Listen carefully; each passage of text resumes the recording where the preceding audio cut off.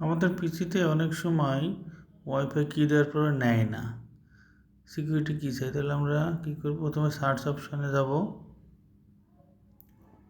এরপরে ওয়াইফাই সেটিংয়ে যাব,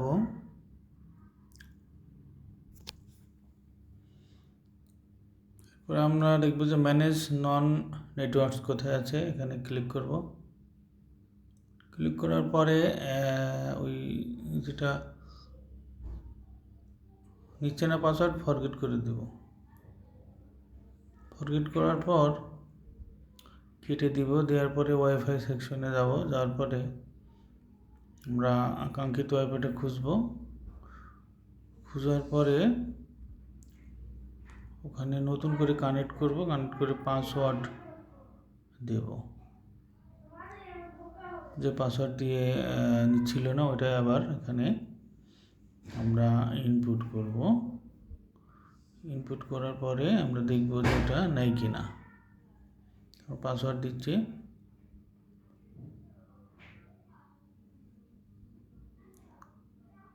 তারপরে নেক্সট কানেক্ট হয়ে যাবে। কানেক্ট হওয়ার পর কানেক্ট হয়েছে, তখন বোঝা যাবে যে ঠিক আছে এবং নেটওয়ার্ক পাবে এরপরে। ধন্যবাদ।